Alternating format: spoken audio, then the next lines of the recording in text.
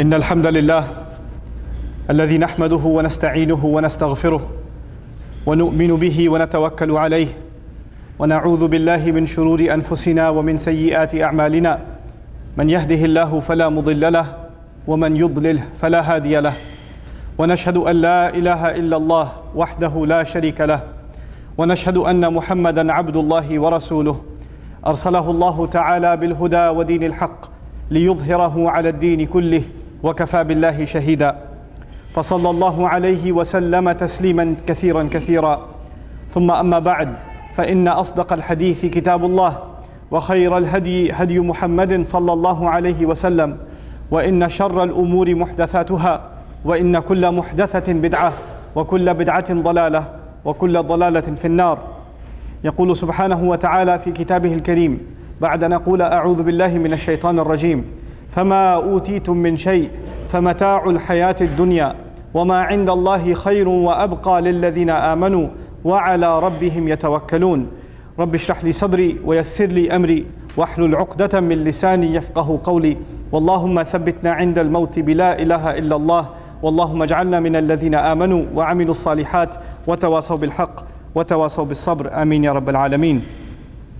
It was very difficult for me to choose an ayah for today's khutbah, and I've been thinking about it for some time.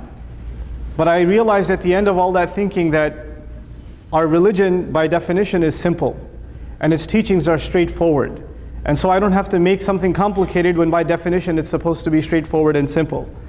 And so today's khutbah is about a reminder that I need, that I think everyone in this room needs, and is something that we have to live with, and it's so easy to remind ourselves of, but at the same time it's very, very easy to forget. And I want to start with just a rough translation of the ayah that I recited before you. Allah Azza wa Jal in Surah Ash-Shuraa, this is the 42nd surah, Allah Azza wa Jal says, فَمَا أُوتِيتُم مِّن شَيْءٍ فَمَتَاعُ الْحَيَاةِ الدُّنْيَا.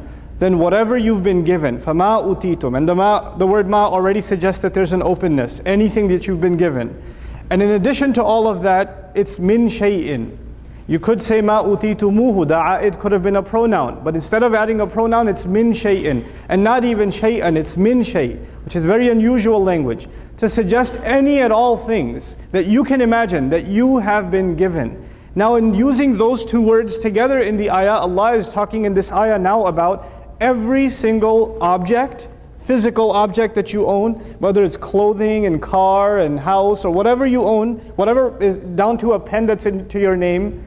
But in addition, Allah is also talking about whatever I have been given in my life experiences. What kind of parents have I been given? What kind of youth was I given? What kind of experience, what kind of opportunities were I given? What kind of friends was I given? Everything that I have been given, everything that I've experienced in my life thus far is inside فَمَا أُوتِيتُم مِّن شَيْءٍ. It's captured within it. So this ayah is going to make a commentary about my entire existence on this earth. And before I go any further, a reflection just on the fact that the passive form was used, utitum, that you've been given. In other words, none of the experiences I've enjoyed, not just the things that I own, or that I think I own rather, none of the experiences that I've had in life are actually mine. They were a door that was opened to me by Allah subhanahu wa ta'ala. He was the one that opened every chapter of my life, one adventure to the next, to the next, to the next. For those of you that are married, who you married, and if there was a process before you got married, every piece of that process was actually from Allah. Every single conversation was from Allah. This entire story of ours, and we don't remember so much of it. When you look back, you don't remember so many things that happened in your own life. Actually, for the last 10 years, it's becoming more and more of a blur for me. I don't know what I was up to in 2007, I can't tell you. I don't know. It's just becoming blurred together. I can't tell you what happened in 2011 or 2012. I can remember some milestones here and there. I might even have to look at those in a calendar because I can't tell. I look at my children, they're growing, and my 10-year-old, my now almost 12-year-old also, I look at her, and it's hard for me to remember what she looked like when she was 4. I have to look at a picture to try and remember. I can't remember that anymore. But Allah Azza wa Jal gave me each and every one of those experiences, whether I remember them or I'm conscious of them or not. All of them together, Allah sums it up in one phrase, فَمَتَاعُ الْحَيَاةِ الدُّنْيَا. This basically the culmination of all of your and my life experience. Whatever good, whatever bad, or whatever we think was good or bad happened to us boils down to one thing: mata'ul hayatid dunya, which is roughly translated the enjoyment of worldly life. All the things that you've been given, then all they are is enjoyment of worldly life. But I wanted to explore in this khutbah the meanings of the word mata' a little bit deeper, more than what we've heard before. I mean, those of you that have been listening to my khutbah and durus before, I've talked about mata' before as mata' as something to utilize but not necessarily to enjoy, which is part of the base meaning. Like the little girl that Al-Asma'i saw that was scrubbing dishes at the bank of a river, and her goat came and grabbed the scrubber and it ran away, so she started crying and saying, "Akhadha mata'i," he took my mata' away, the brush away that I was scrubbing with, right?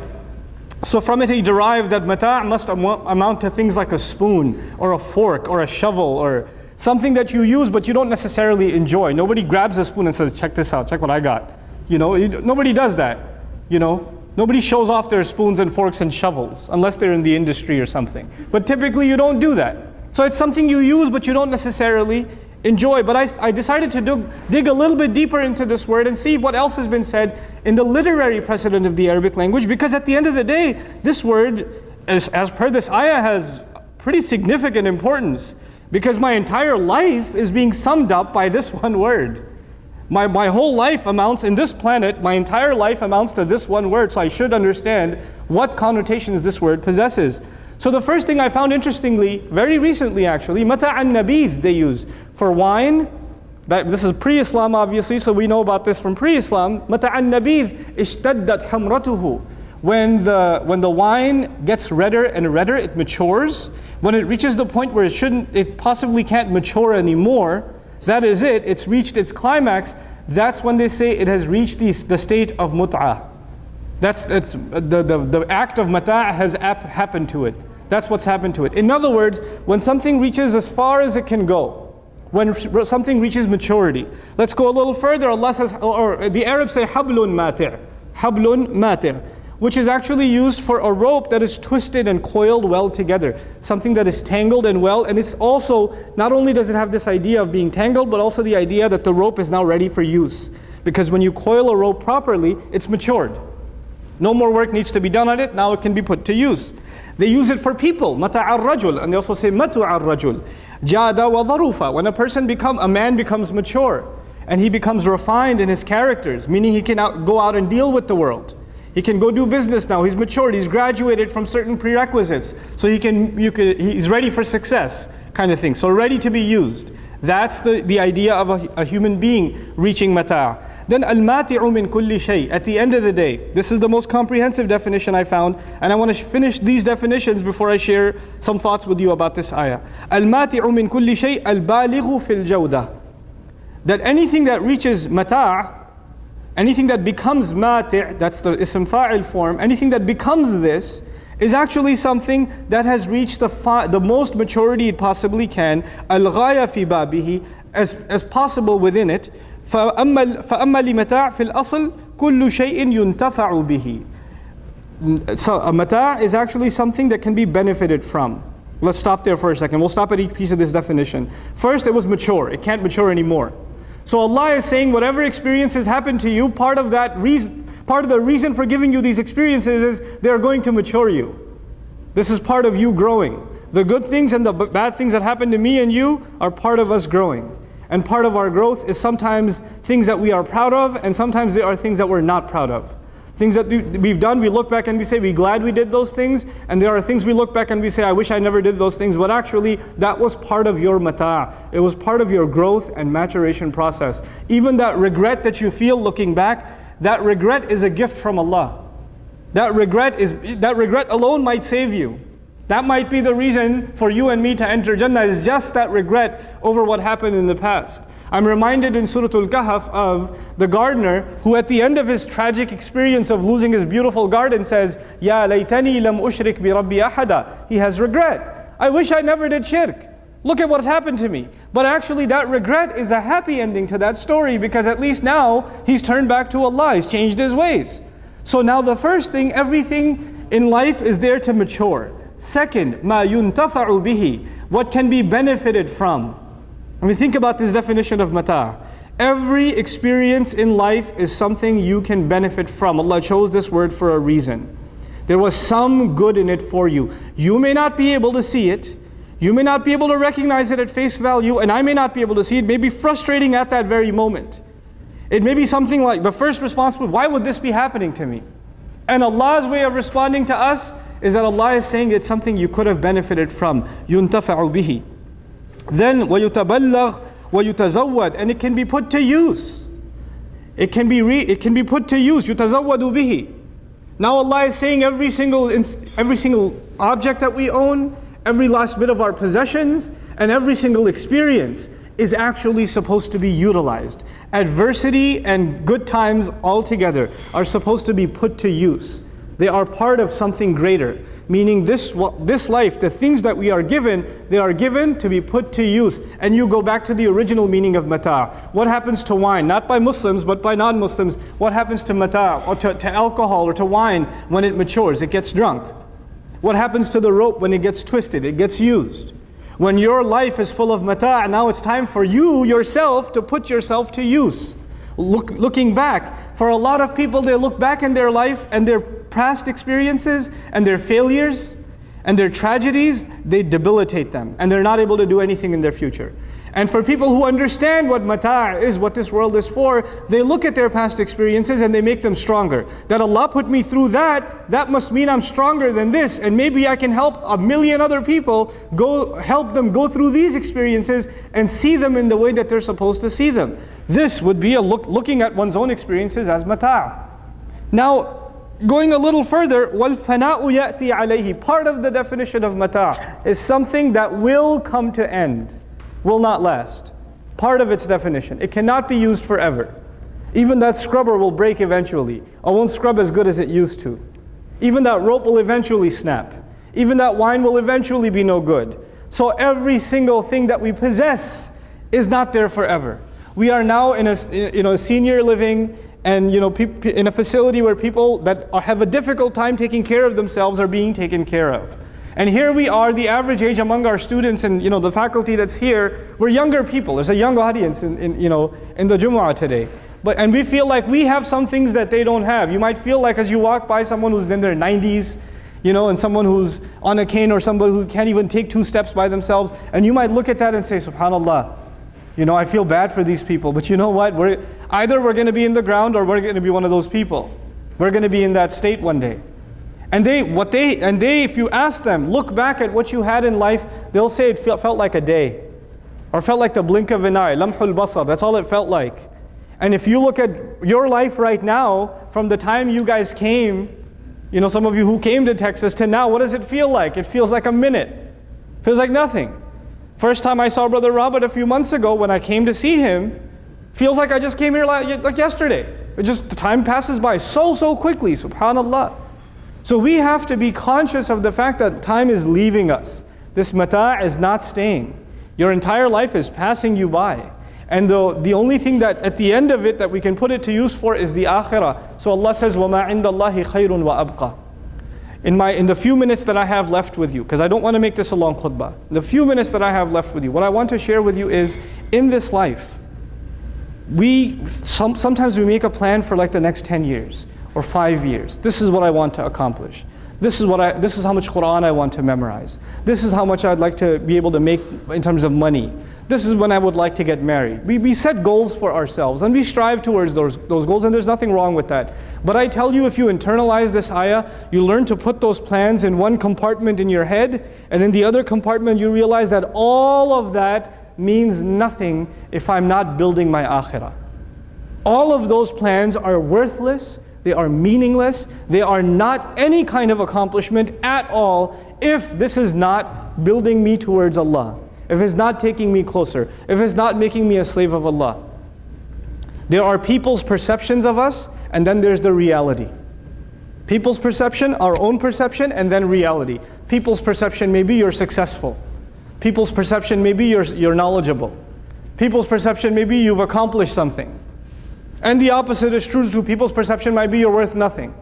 But you know what? People's perception at the end of the day means nothing. It really means, it stands to benefit you nothing before Allah. It will not add to your deeds, it won't take away from them. People's criticisms will not take away from you, and people's praise will not add to you. It will not. And at the end of the day, when people get praise and criticism from others all the time, you know what starts happening? They start getting affected by it. So they start seeing themselves in light of how other people see them. So their image of themselves becomes polluted because they're not seeing themselves for who they really are. They're seeing themselves in light of other people's words. That's a human phenomenon. This is why we have Allah's word. So we can see ourselves in light of Allah's words. So and that'll help us see ourselves for who we really truly are.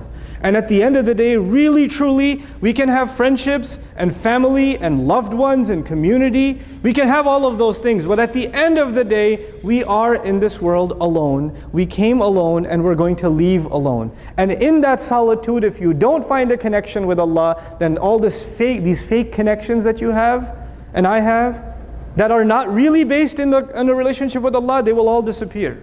They will not last. The facade will dissipate eventually. If not in this life, then in the next.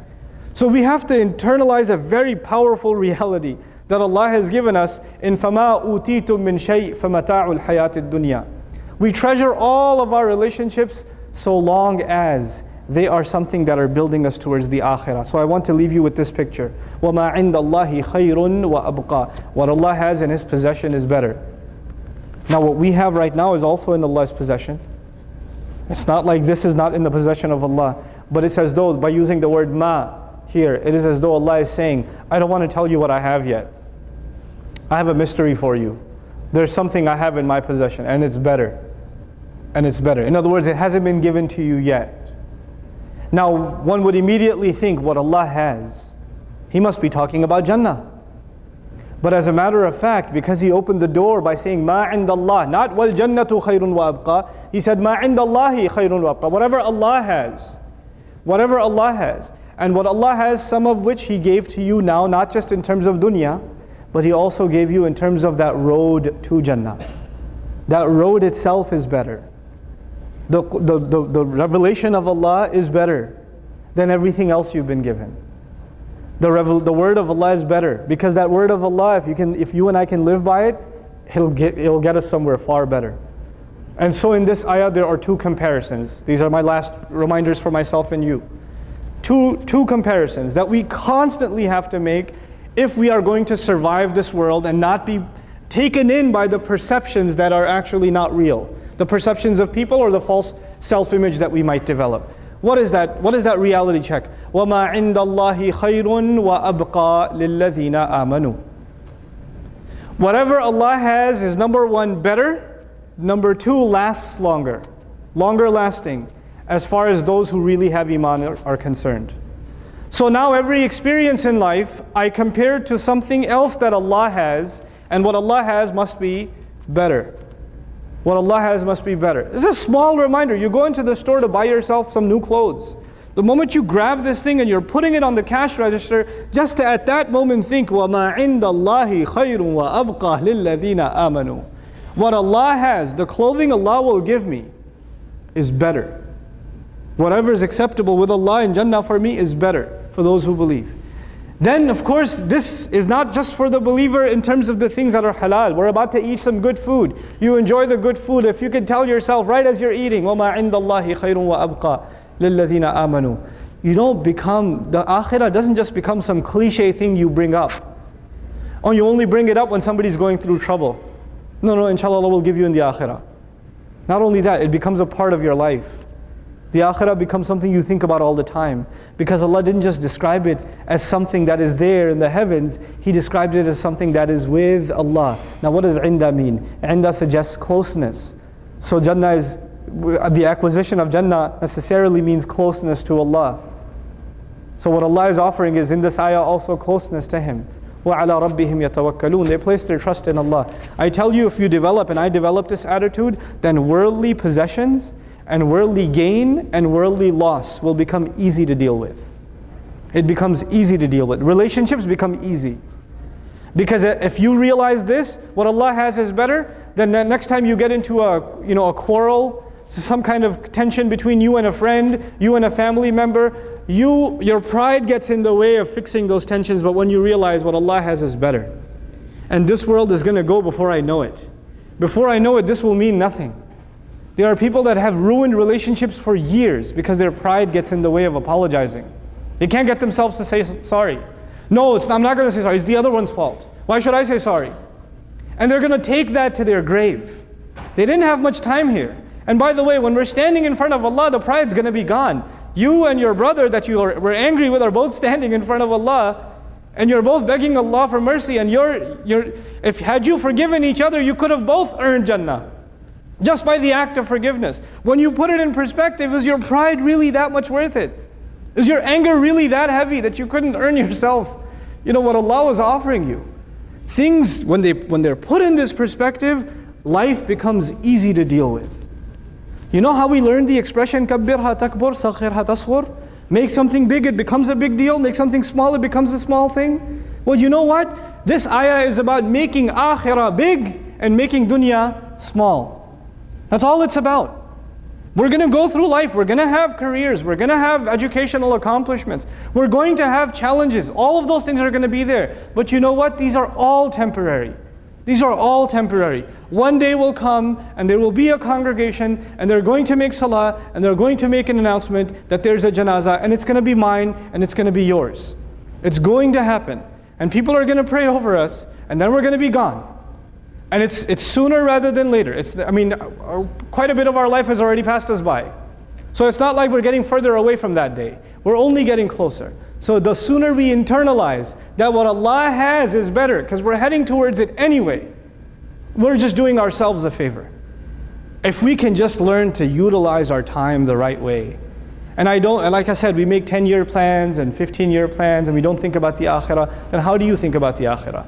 How do you practically plan for the akhirah? You don't make a 10-year plan. You don't make a 15-year plan for the akhirah. You make a daily plan. It's not about making long-term goals. It's about how did you spend today? What are you going to do afterwards? How are you going to spend tomorrow? When are you going to wake up? What are you going to do with your free time? When are you going to erase those useless games off your phone? When are you going to stop watching so much TV?